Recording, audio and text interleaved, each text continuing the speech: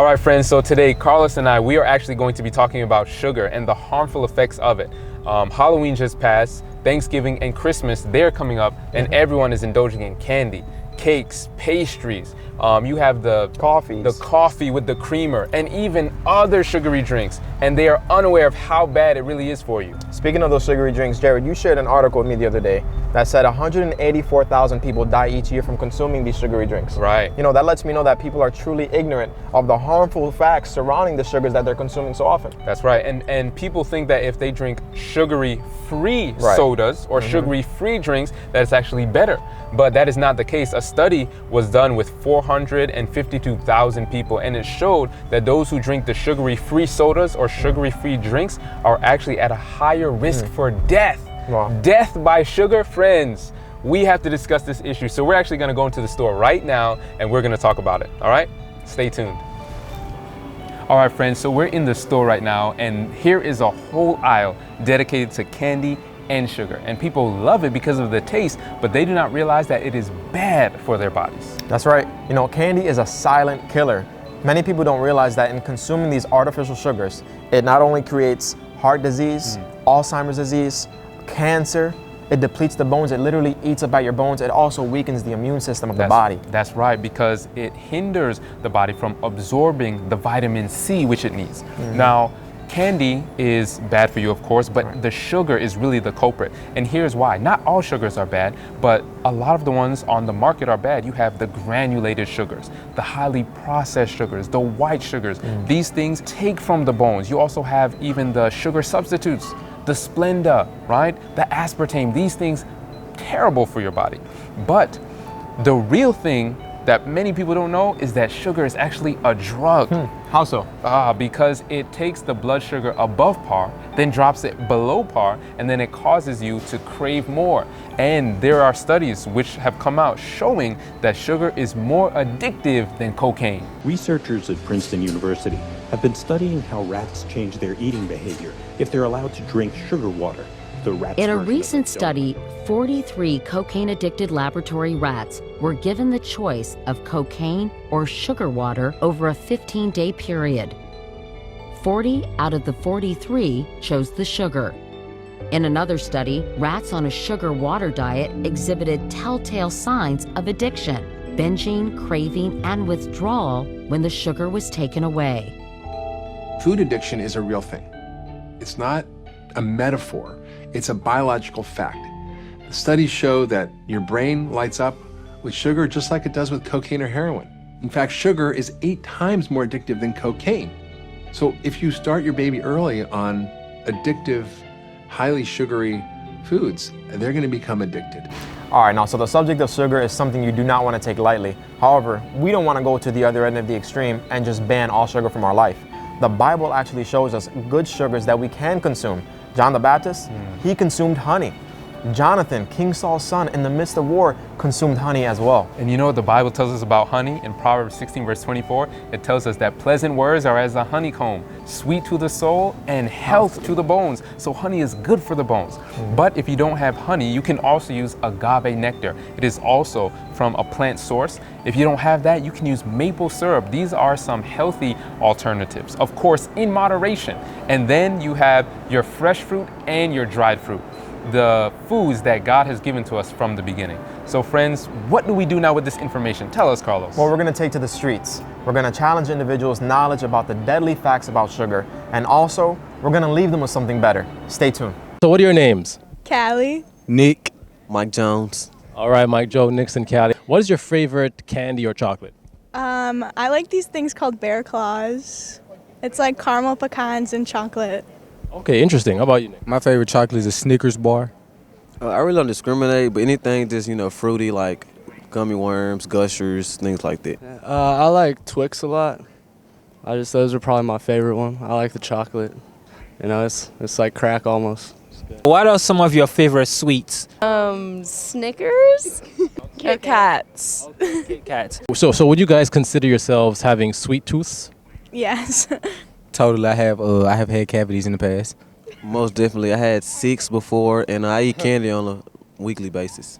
Okay, all right, that's very interesting. So how much candy sugar, or how much chocolate, even soft drinks, do you consume on a weekly basis? A lot. I just went through a pack of cookies. Wow. I would say 5 to 10, maybe, depending on the week, depending on how often I go to the store and get the candy.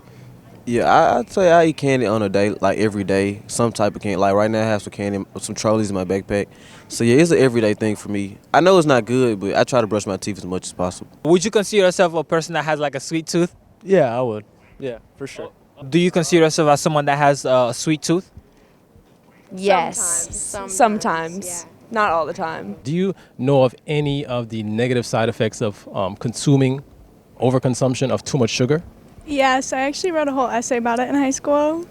Tell us a little bit about that. Well, I know it has a lot. You can be addicted to sugar, just like you can be addicted to like drugs. And it slows down like your metabolism, and it gives you like fat. It like makes your livers fatty and stuff like that. Any other negative side effects of overconsumption of sugar?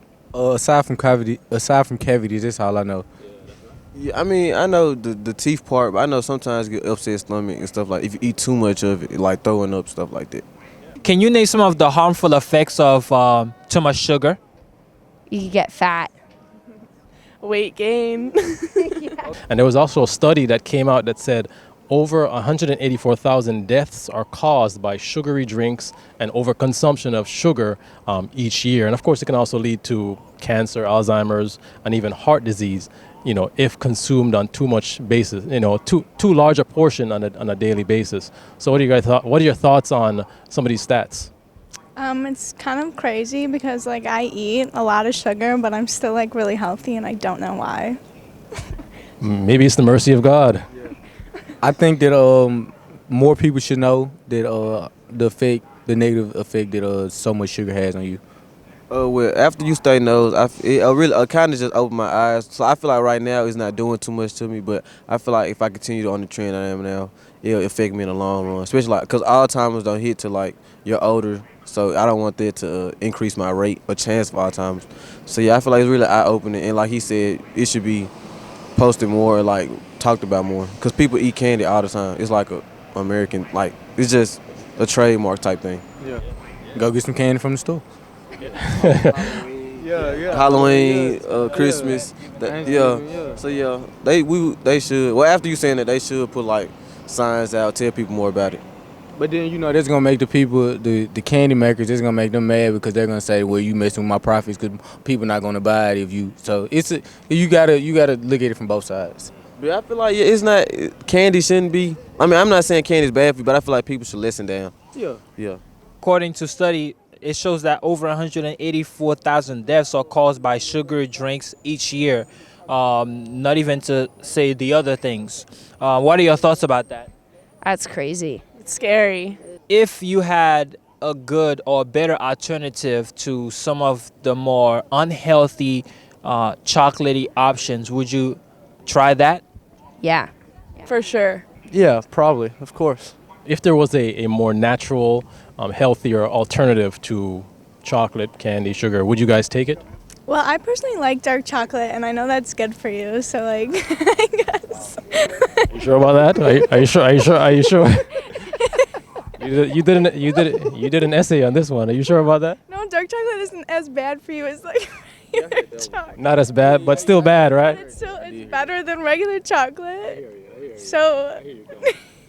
I think alternatives they wouldn't taste as good, so it might push me away from them because I know this like the sugar adds the taste and the flavor and everything. And of course all the chemicals that they add to it, right? True. All the unnatural chemicals that they add to it, right? Yeah, I feel like if the alternative tastes good, I would definitely try it. But like that's why I don't do like organic things like because they don't just taste as good. We just like our body's so used to the unnatural stuff that when we get to the natural stuff, it doesn't taste good, it doesn't please us. So it just depends on the taste. Okay, all right. So let me ask you guys this. I have a natural alternative to Reese's Cups. Reese's Pieces. You guys know of Reese's Pieces, right? Yeah. This is a natural plant-based alternative made with carob, which is a natural source of chocolate, Reese's Pieces. And we've actually made this, right? So this is not no guesswork here. We've made it and we've had it, and it tastes just like, if not even better than the Reese's Cups. And it's a natural source, of course, of chocolate, and of course, you know, without the chemicals, the GMO, all that stuff, the preservatives. So if you try out this recipe, and if you like the recipe, you know, our Instagram is there, Healthful Living 365. And if you do try it out, I hope you do, you know, seeing as you all are sweet tooths, especially you, Callie, you know, and my brother over here, you know, definitely give us a shout out on Healthful Living 365 and let us know, you know, if you like that recipe. But I mean, you follow this recipe. Again, we've tried it and it's been really delicious. And it's just to let you know that there are other alternatives out there, you know, to the bad stuff, as it were. You said that you tried being vegan for a week, it didn't work out. You know what I mean? Sometimes it takes effort, you know, a consistent effort to do it. So I'm hoping you guys try it out and, you know, let us know your thoughts. All right? Thank you. Thank you. All right, everyone. So as you can see, not only were we able to raise awareness regarding the fatal facts surrounding sugar, we were also able to leave with them something better, a plant-based, delicious recipe for carob peanut butter cups. Take a look at this brief tutorial.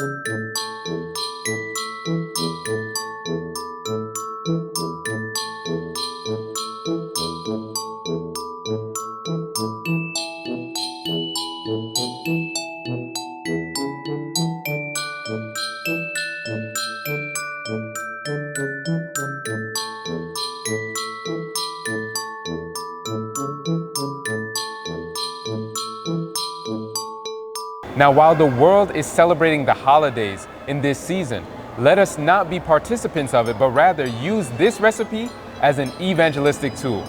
Make the carob recipe and go ahead and share with your family, share with your friends, and even your co-workers, and tell them about God's original diet. And once you make it, comment in the comment box below and even share with us some of your personal healthy plant-based recipes. We want to hear from you. And remember to be temperate in this season of intemperance. God bless.